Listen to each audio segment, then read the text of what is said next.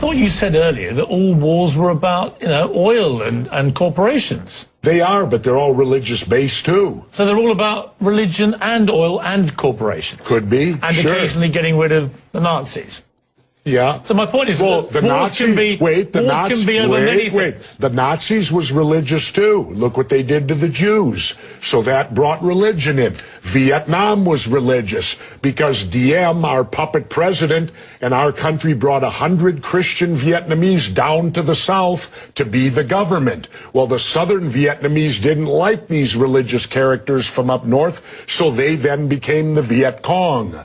So all wars, pretty much in my lifetime, have had some religious basis, but certainly big business gets in there because wars are very profitable to certain big businesses. And of course, big business needs to be in the Middle East so that we can get the oil out of the Middle East, so we can get the lithium out of Afghanistan. You know, they discovered a vein of lithium there they say is worth $1 trillion. Well, what is lithium used for? Every cell phone, computer, and soon to be electric cars. Let's talk about why we're really there. We're not there. How does any of these wars affect our freedom in any way? The United States is not in any threat. They're not going to do a Normandy invasion on us, Al-Qaeda in Virginia. No, but hang on, you're being slightly naive, aren't you? Because I'm not being naive, sir. I think you are being naive. No. Because I think that it's clear one of the main reasons that America went into Afghanistan was to try and get Al-Qaeda dismantled, the organization which committed the 9/11 atrocity. Really? Well, you don't think so? Well, how come Al-Qaeda put the heroin business out?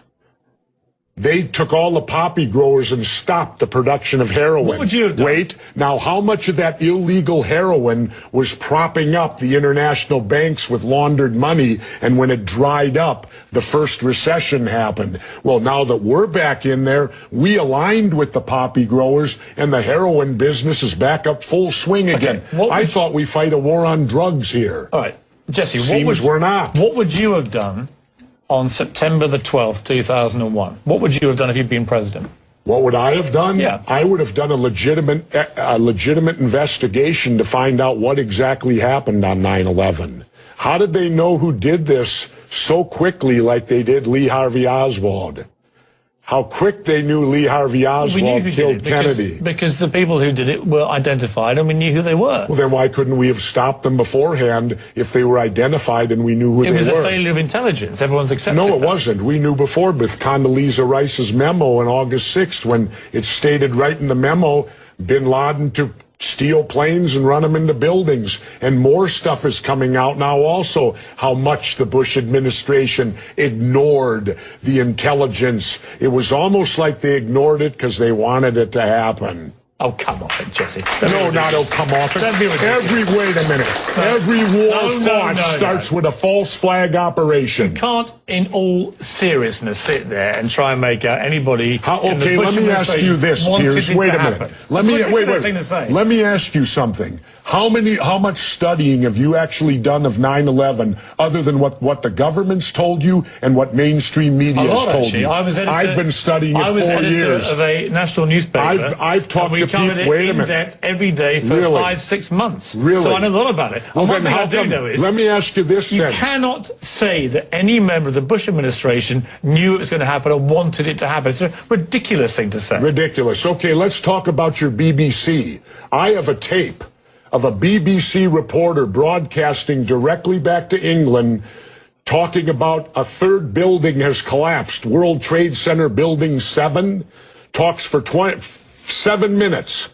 All the while she's talking, World Trade Center Building 7 is still standing right behind her. It didn't fall for another half hour. Yet they were doing a pre-broadcast back to England that, yes, it's true, you need to that take this a break building fell and it hadn't fallen yet. If you're trying to make out the British Broadcasting Company, one of the most respected news organisations in the world, was inventing huge buildings falling over, you need to have a break, Jesse. We'll come back after the break. Fairly heated debate about various theories that you have about 9/11 and so on. Let's move on to... and the government only has a theory.